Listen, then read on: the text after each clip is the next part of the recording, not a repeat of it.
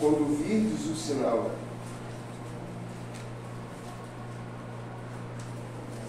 Todos acharam? Amém. Bem?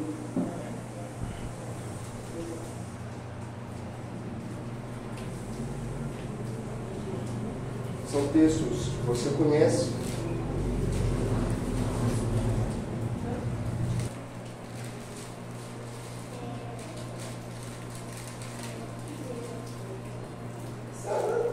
Lucas 21, versos 20 a 24.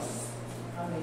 A Bíblia diz assim: quando, pois, virdes Jerusalém sitiada de exércitos, sabei que está próximo a sua devastação. Então, os que estiverem na Judéia, fujam para os montes. Os que se encontrarem dentro da cidade, retirem-se, e os que estiverem nos campos, não entrem nela. Porque esses dias são dias de vingança, para se cumprir tudo o que está escrito. E aí ele fala aqui: ai das que estiverem o quê? Grávidas, e das que amamentarem naqueles dias, porque haverá grande aflição na terra, e ira contra esse povo. Cairão ao fio da espada, e serão levados cativos para todas as nações, até que os tempos dos gentios se completem. Jerusalém será pisada, pisoteada ali por eles. Okay? São Mateus 24 diz assim, os versos 15, o 16 e o 33. Quando, pois, virdes o abominável da desolação, de que falou o profeta Daniel, no lugar santo, quem lê entenda. Então, os que estiverem na Judéia, fujam para os montes. Verso 33. E ele enviará os seus anjos, assim também vós, quando virdes todas estas coisas, sabei que está próximo às portas a vinda de Cristo. Do alto do Monte das Oliveiras, Jesus ele olhava ali, queridos, para Jerusalém. Era o tempo da Páscoa, a época da Páscoa. E nesse período da Páscoa, nesse momento ali, todos os judeus, eles vinham à cidade santa para a celebração da Páscoa. Centenas de pessoas, queridos, se erguiam nas colunas e também ali nos campos. O palácio majestoso, maciço, e os maciços baluartes da capital de Israel refletia ali o sol de um dia lindo que chegava ao seu fim.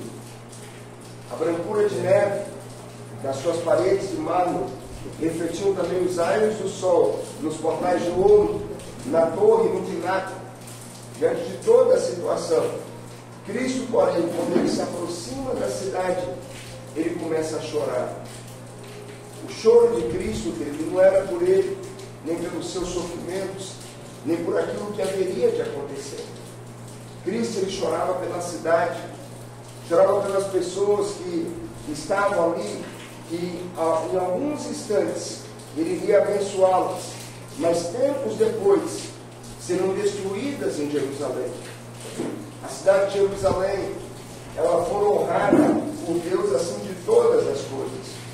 Ali durante séculos, os profetas de Deus, eles subiam e desciam a cidade e pregavam de maneira insistentemente mensagens de advertências.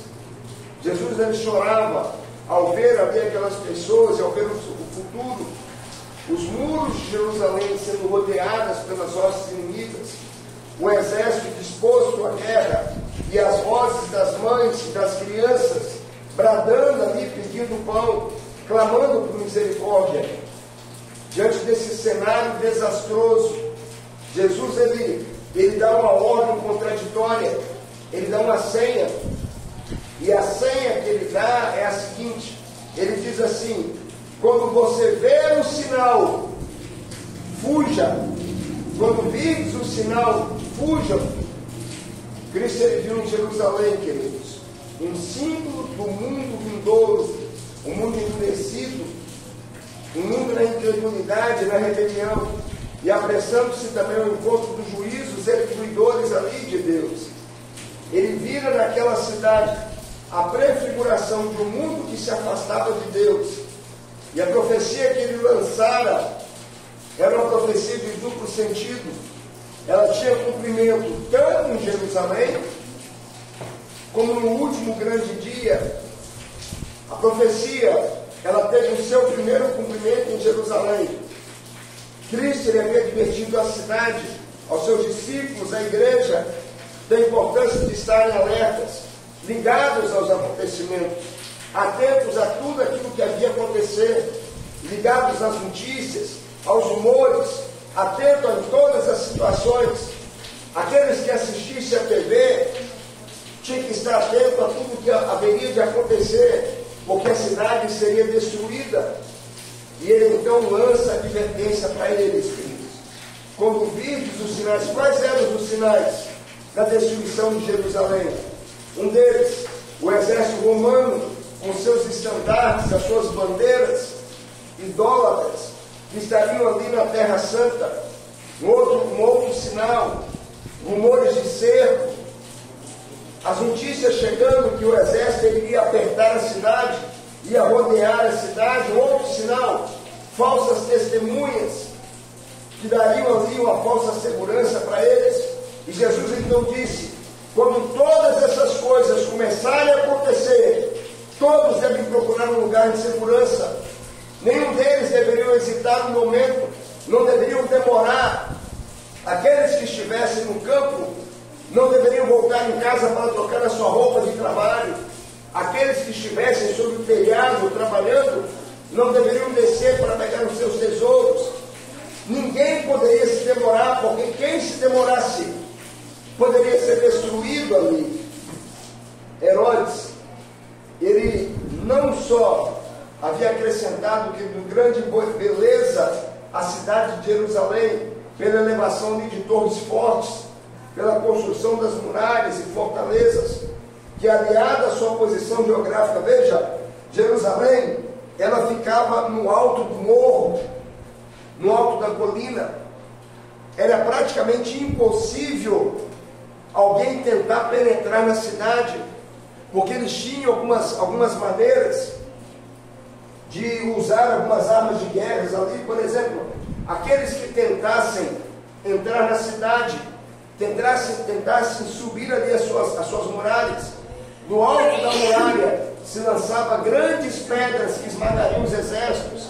Eles também lançavam ali pinche quente, e junto com ele eram lançadas flechas com fogo que queimava todo o exército. Então qualquer pessoa que falasse que Jerusalém seria tomada seria visto como louco, como doido, uma pessoa que não tinha juízo, um alarmista ali. Mas Jesus, ele disse em Mateus 24, verso 33, que não passariam o céu e a terra sem que os seus pecados fossem levados ali à condenação. Queridos, após ali a condenação, a misericórdia de Deus atuou ainda durante 40 anos, 40 longos anos, para que aqueles que quando Cristo era criança e não haviam tido a oportunidade de ouvir a mensagem, pudessem ouvir e se converter ali. Os filhos ainda não haviam gozado das oportunidades e nem recebido a luz que os seus pais tiveram e haviam desprezado. Os discípulos dariam a esses a oportunidade de ver o nascimento, as profecias do nascimento, da morte e da ressurreição de Cristo. Mas tal oportunidade, querido, foi lançada ali por terra, e eles foram condenados pelos seus próprios pecados. A mão de Deus então abandonou-lhe no seu trato, no seu ódio para com os discípulos, para com os seguidores de Cristo. Jerusalém, ela passou a ser rejeitada. Ela rejeitou o último oferecimento de misericórdia de Cristo.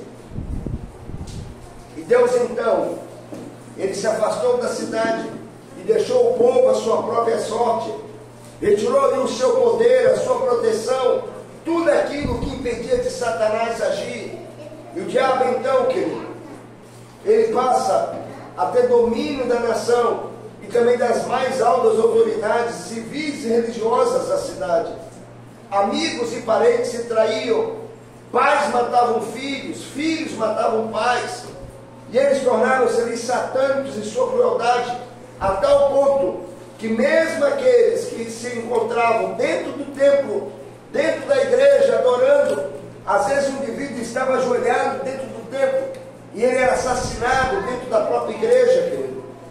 Nesse cenário, as legiões romanas, comandadas ali pelo general Sécio, eles cercaram a cidade, para inspirar confiança naqueles que estavam dentro. Veja, antigamente, as cidades, elas eram protegidas por uma muralha, e aqui estava a cidade, e ao redor dela havia toda uma muralha, e as pessoas, o povo, ele ficava dentro. Enquanto estivesse dentro da muralha, eles estariam sendo protegidos. Saísse da muralha, se saía da muralha, eles poderiam ser mortos. E do lado de fora, todo o exército romano havia cercado toda a cidade de Jerusalém. Eram milhares de soldados, milhares deles. E para inspirar confiança naqueles que estavam dentro da cidade, os reis, eles alugaram, os sacerdotes, eles alugaram os líderes religiosos, eles alugaram testemunhas falsas, alugaram ali profetas que profetizavam falsamente, dizendo assim: olha, Deus já nos socorreu no passado, e se Ele nos socorreu no passado, Ele também fará o que agora? Mandará o que? Mandará o que, igreja? Mandará o que, irmãos? Deus nos socorreu no passado, e se Ele nos socorreu no passado, agora no presente também vai mandar o quê? Socorro. Socorro. Ele vai nos livrar. E eles alugaram falsos profetas ali, para que pudessem proclamar ao povo o livramento de que Deus derrotaria o exército inimigo, mentindo ali para o povo. Deus enviou, queridos, sinais e prodígios, pronunciando o desastre e a condenação da cidade. Para você ter uma ideia, à meia-noite, uma luz sobrenatural, ela resplandece em cima ali do templo, sobre o templo e sobre também o altar. E a grande porta oriental, os portões ali da cidade de Jerusalém, que de tão pesado, ele só poderia ser fechada por pelo menos 20 homens, e que se achava segura por grandes barras de ferro, fixas ali profundamente na pedra. Essa porta foi aberta à meia-noite, sem auxílio nenhum de mãos, queridos. Um profeta, durante 7 anos, ele subia e descia as ruas de Jerusalém, e ele apenas dizia, e ele cantava uma música fúnebre, e ele dizia assim: uma voz do Oriente, uma voz do Ocidente, uma voz dos 4 ventos, uma voz contra Jerusalém e contra o templo, uma voz contra os noivos e as noivas, uma voz contra o povo. Esse profeta, ele foi preso várias vezes, açoitado várias vezes. Da sua boca não saiu nenhuma palavra de queixa, não saiu ali nenhum dos seus lábios, não soltou nada aos insultos e maus tratos que ele recebia.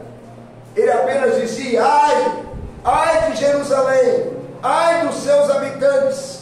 E o seu clamor, querido, não cessou, até quando ele foi morto no cerco de Jerusalém.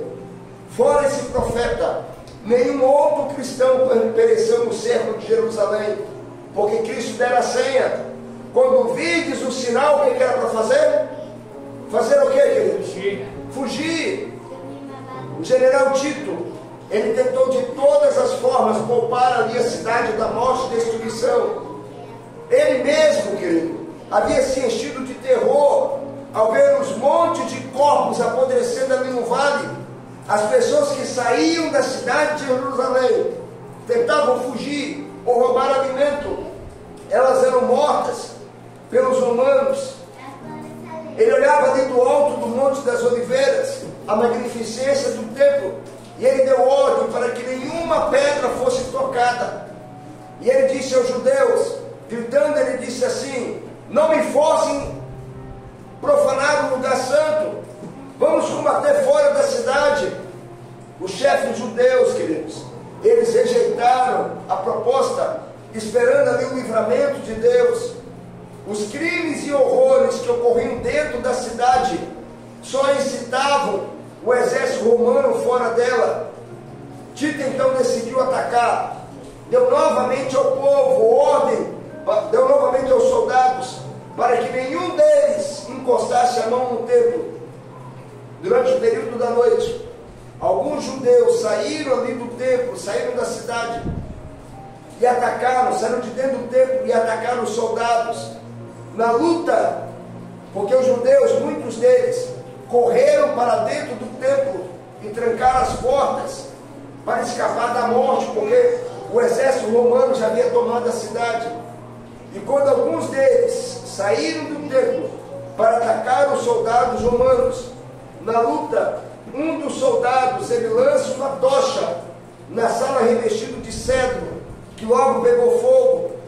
Tito correu para o lugar e ordenou aos soldados que apagassem o fogo, mas a sua fúria, os soldados eles jogaram mais e mais tochas dentro ali do templo, e com a sua espada matavam todos aqueles que tentavam correr, fugir dali.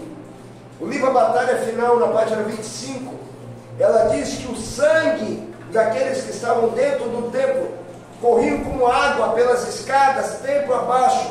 Milhares e milhares de judeus morreram naquele dia, e acima do ruído da batalha ouviu-se as vozes bradando: Icabode, significa o quê? Foi-se a glória. O que significa Icabode?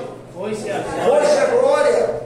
O centurião liberou-os, ele esforçou-se para poder impor obediência aos soldados, mas tudo já era em vão, querido. Os soldados agora, ao entrar ali no local santo, eles viram todo aquele templo resplandecendo em ouro, e um dos soldados, sem ser percebido, ele lança agora uma tocha entre as frestas da porta. Todo o templo ele se encheu de chamas, querido. O teto de cedro, ele assemelhava-se a um lençol em chamas, pegando um fogo sem parar. Do lado de fora, os aclamados gritos dos soldados misturavam ali aos gemidos de crianças, mulheres, homens, idosos, que eram consumidos ou pelo fogo ou pelas espadas dos romanos. Um livro chamado História dos Judeus, de Milman, contando a história, o massacre que aconteceu ali, ele diz o seguinte: o morticínio do lado de dentro era até mais terrível do que o espetáculo visto por fora. Homens e mulheres, velhos e crianças, insurgentes e sacerdotes, os que combatiam e os que imploravam por misericórdia, eram retalhadas em indiscriminada carnificina. E ele complementa dizendo: o número de mortos se excedeu aos matadores. Os legionários, aqueles que mataram os combatentes, tiveram de subir a pé e a cavalo sobre um monte de cadáveres para continuar ali e prosseguir a sua obra de marticínio. Tanto a cidade quanto o templo de Jerusalém foram completamente arrasados, queridos. Em uma só batalha pereceram naquele dia mais de 1 milhão de pessoas. Os sobreviventes, eles foram levados como escravos, foram vendidos, arrastados a Roma para serem lançados às feras dos anfiteatros, ou dispersos ali pela terra, mandados embora. Na sorte da cidade, daquela cidade escolhida, nós podemos contemplar a condenação de um mundo que rejeitou a misericórdia de Deus, querido, e pisou aos pés a sua lei. A mesma senha, o mesmo aviso dado aos judeus é dado também aos cristãos hoje. E Deus, ele diz: quando virdes os sinais. Quais são os sinais, queridos, que Deus ele tem apresentado? Quais os sinais ali? A morte do Papa João Paulo II, ela demonstrou a todo mundo a influência e o poder que ele exercia. Para você ter uma ideia, quando o Papa ele tomou posse em setembro de 78, Ele pegou uma igreja, a igreja católica, sem crédito nenhum, não tinha nenhum respeito. O mundo político era dividido entre duas grandes potências. Do lado ocidental, os Estados Unidos. Do lado oriental, a União Soviética.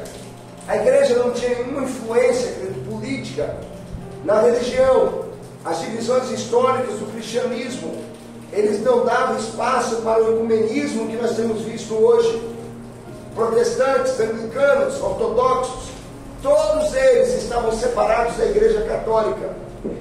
O islamismo, a igreja e o islamismo, a igreja católica e o islamismo, eles eram inimigos desde as cruzadas, que foi o período quando a igreja católica foi ao Oriente para converter aqueles que praticavam o islamismo, e aquele que não era convertido era morto. A igreja e os judeus, eles eram inimigos desde o período do Holocausto. Os pentecostais estavam crescendo de maneira assustadora. O carismatismo, ele tinha surgido tarde demais para essa época. A ciência também não consultava a igreja católica. Ela havia posto a igreja de lado, sem credibilidade, desde Galileu Galilei e do lançamento da teoria da evolução por Darwin e interno. Havia um problema dentro da igreja, havia uma briga dentro da igreja, uma briga entre conservadores e progressistas. Os americanos e os europeus, que buscavam ali abertura, tudo empurrava a igreja católica para uma revolução social e para um buraco, querido.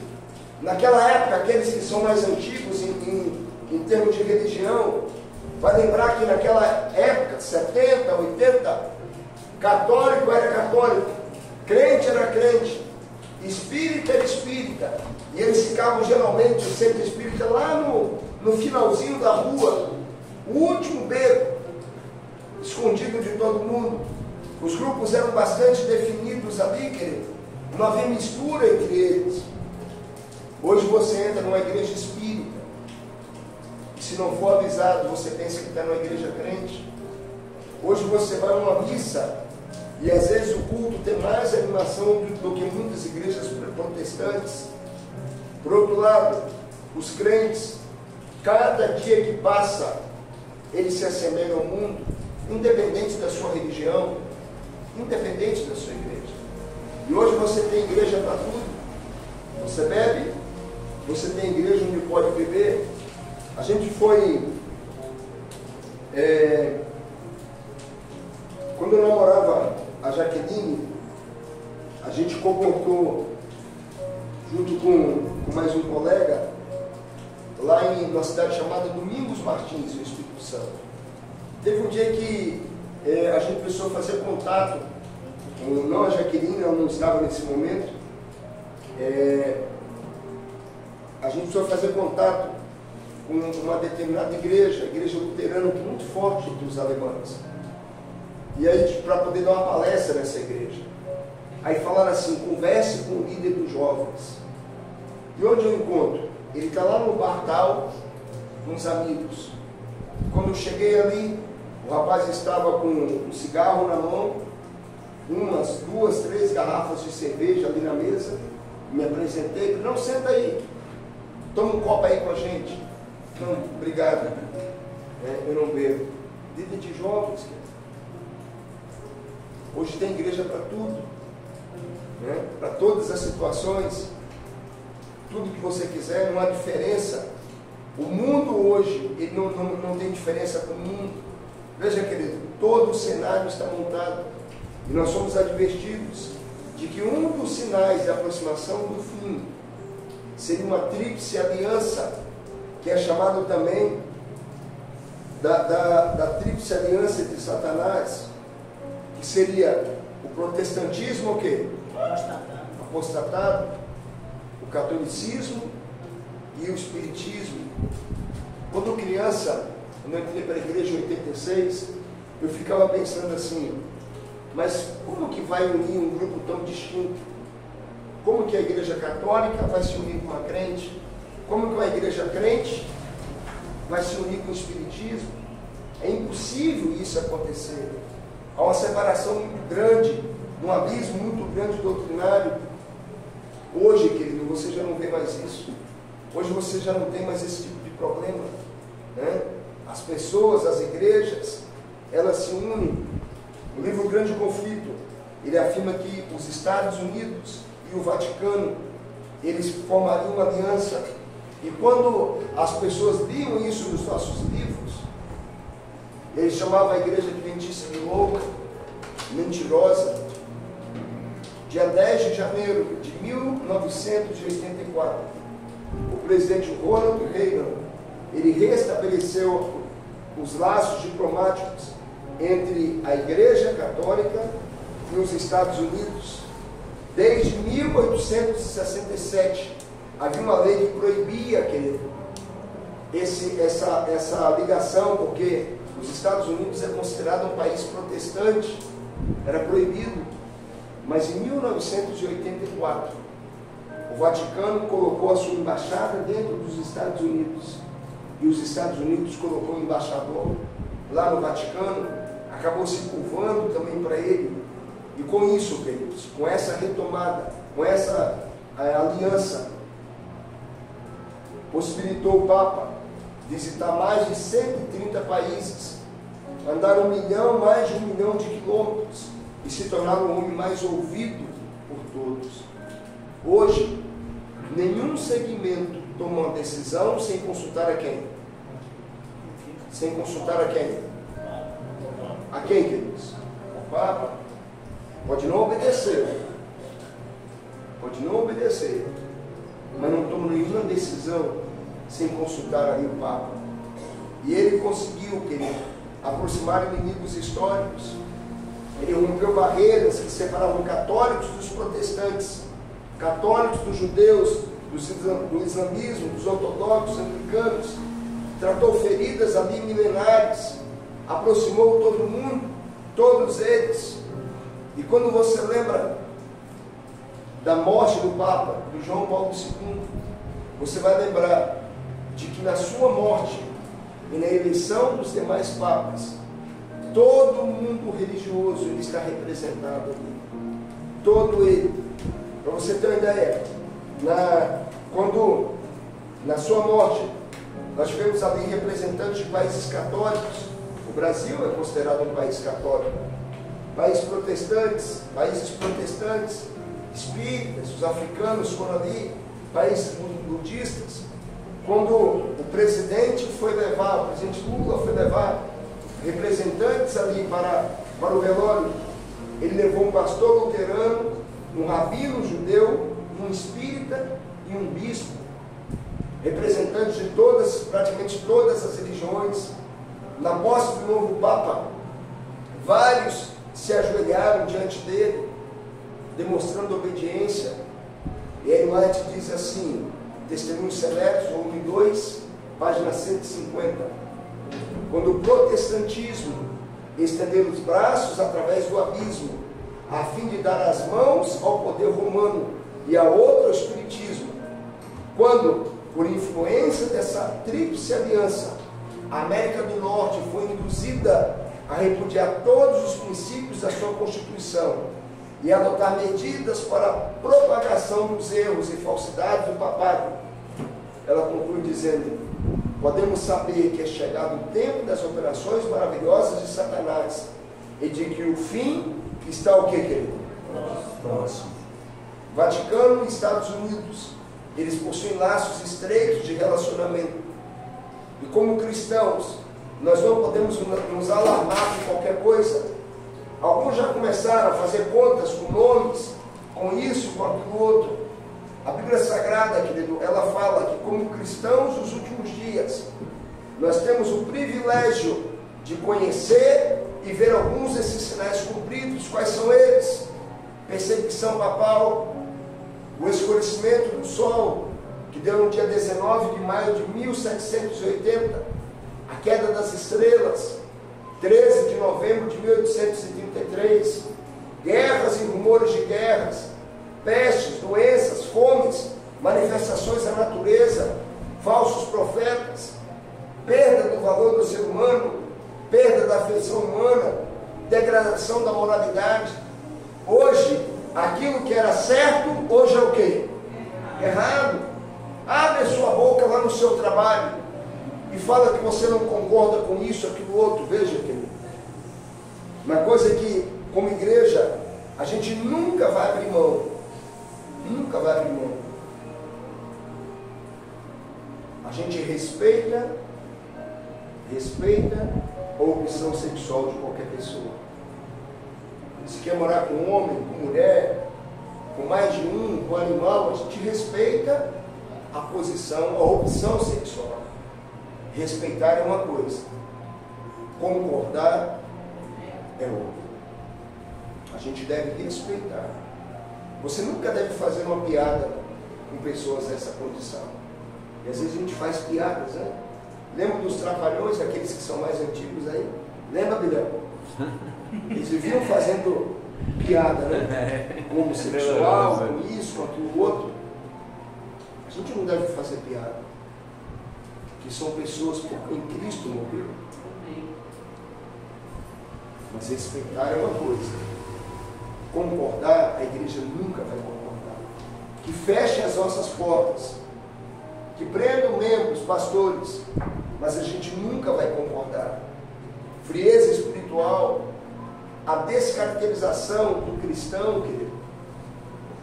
As pessoas não podem ver você aí na rua e não saber quem você é.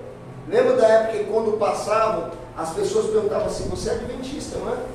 Mas como é que você descobriu? Pelo seu jeito. Hoje a igreja tem perdido a identidade. Alguns na igreja, não a igreja, mas alguns, querem se assemelhar ao mundo. Né? O mundo tem caminhado cada dia que passa para uma indiferença religiosa. Todos esses sinais descritos por Cristo, querido, eles são importantes para a igreja hoje, mas ainda não é a senha para a nossa fuga. Tornaram-se alertas, em avisos divinos aos cristãos, de que Cristo está às portas. Conquanto alguns insistem em dormir espiritualmente, Deus ele ainda manda, querido, mais alguns sinais para a gente poder estar ligado. E a Bíblia fala, o livro Evangelismo, Eventos e Sinais, na página 95, ele diz assim: o Senhor mostrou claramente que a imagem da besta formar-se-á antes do fechamento da porta da graça. E ele não complementa dizendo: a imagem da besta representa a forma de protestantismo apóstata que se desenvolverá quando as igrejas protestantes buscarem auxílio do poder civil para impor ali os seus dogmas. Resumindo, a Bíblia fala que a porta da graça vai fechar. Qual é o sinal do fechamento da porta da graça? Qual é o sinal? Um jotão distrital ou o decreto dominical? Qual é o sinal? Vamos de novo. Qual é o sinal do fechamento da porta da graça? Vai ser o jotão distrital ou o decreto dominical? O decreto dominical. Com o decreto dominical, a porta da graça vai fechar. E aqui se cumpre assim: quem está puro, continue o que? Assim? E quem está imundo, continue a praticar a imundícia. Com o fechamento da porta da graça, quem está salvo, está salvo. Quem está perdido, está perdido. Termina o juízo investigativo de Deus. O anjo relator volta para o céu e ele diz para o Senhor: Deus, Cristo, todas as pessoas no mundo foram avisadas da sua volta. Jesus então pergunta: não há nenhuma que não foi avisada? Não, Senhor. Todas foram avisadas da sua volta. Então ele se levanta e ele então diz a sua palavra: feito está. Feito está. Jesus sai do santuário, termina a intercessão, haverá uma comoção no céu.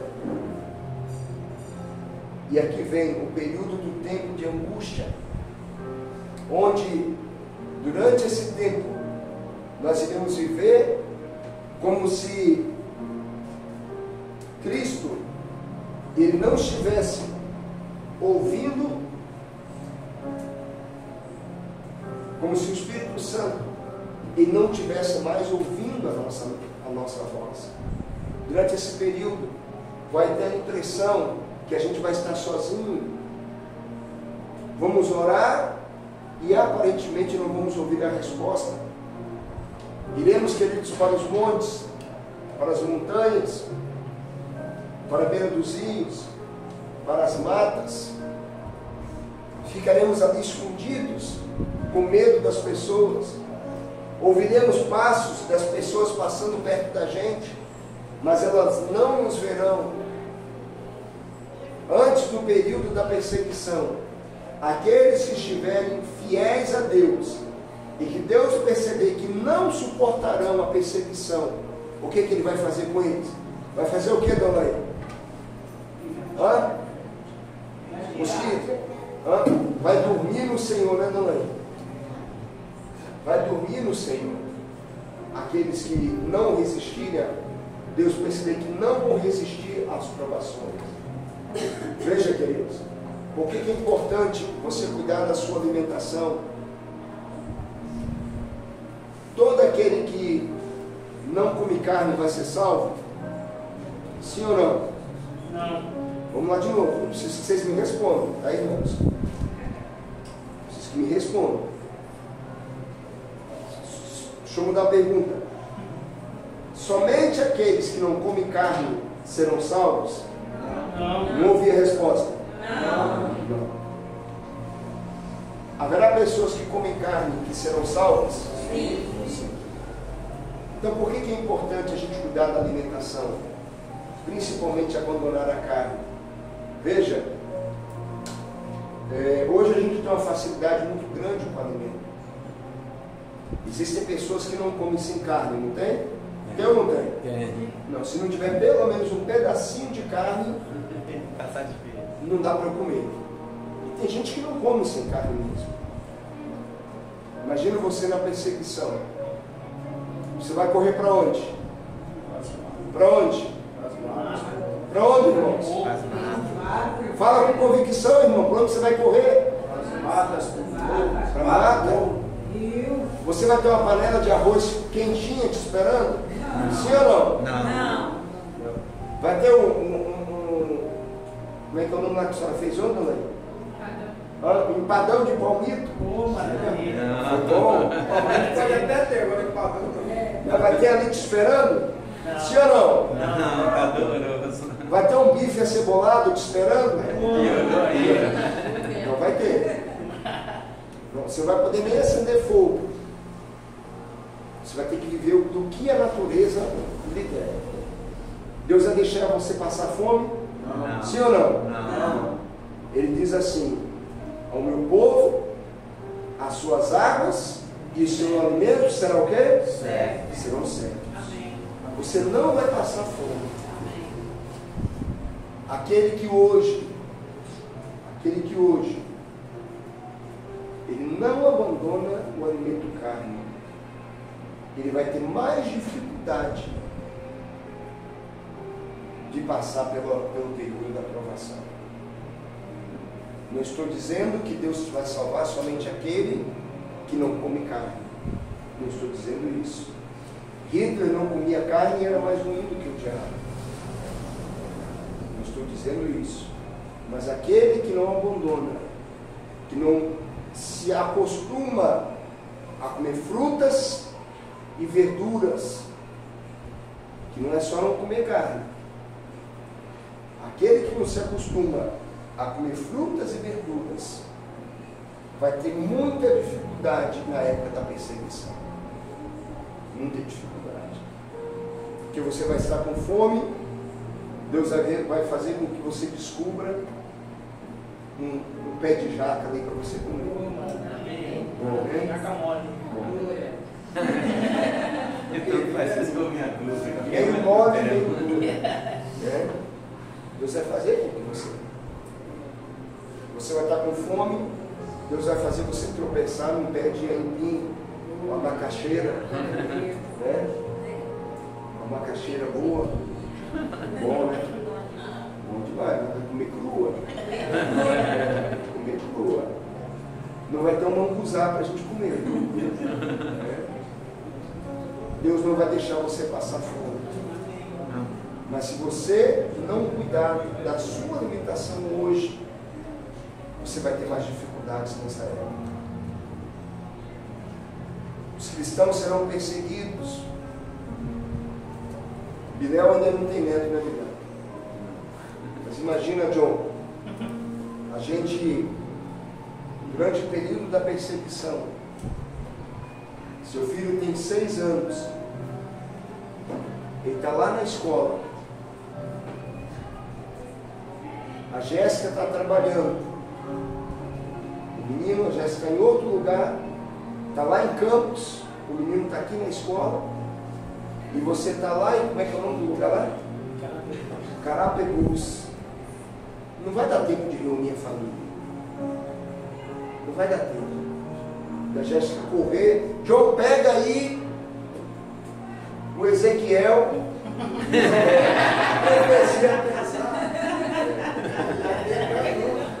Amigos, não vai dar tempo. Porque a gente vai ter que correr. E você vai ter que confiar de que Deus vai cuidar do seu filho. Amém.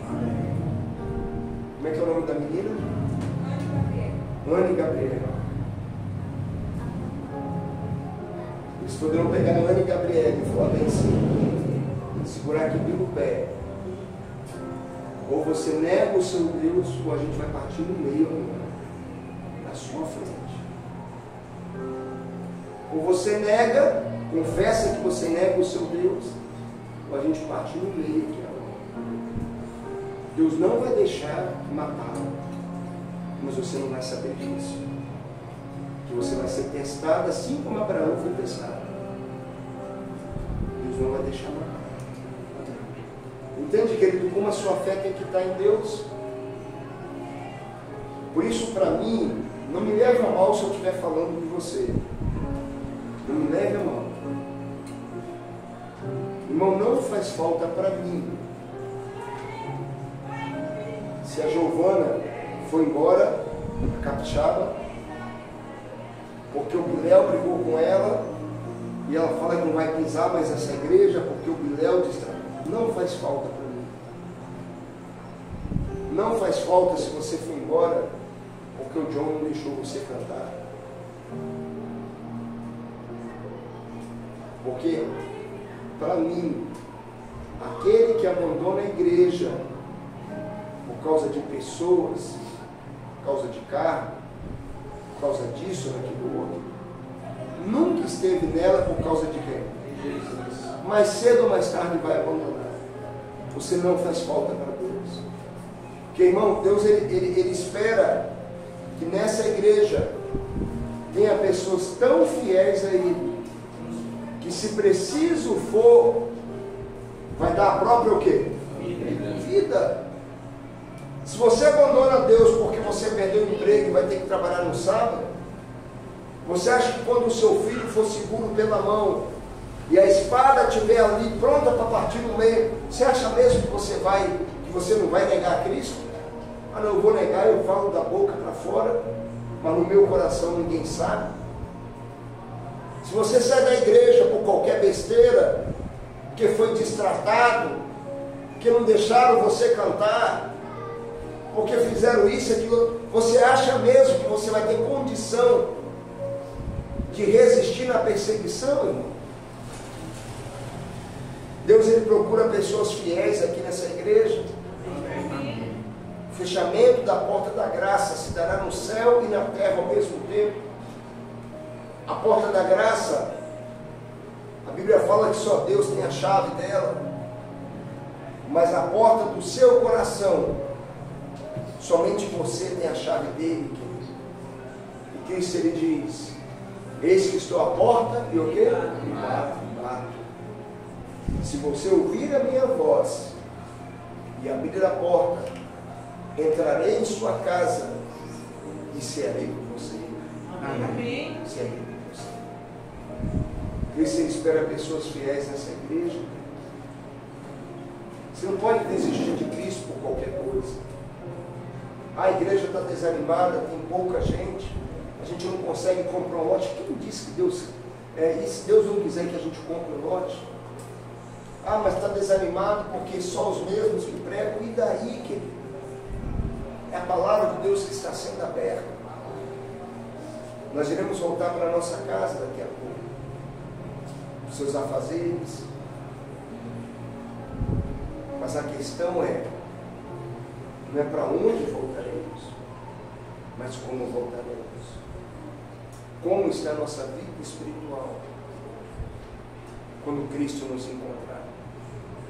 A senha foi dada, o conselho foi dado. E eu quero fazer um apelo a você aqui. Alguém nessa noite que deseja dizer para Deus assim: Deus, eu quero fortalecer a minha vida, eu quero mudar a minha vida. Eu vi um novo céu e uma nova terra, porém não vi o mar, nem esse nosso céu, mas eu vi uma cidade que descia do alto e ouvi uma grande voz que enchia toda a terra. E cheia de esperança, a terra então ficou. Os salvos redimidos subiam com Jesus.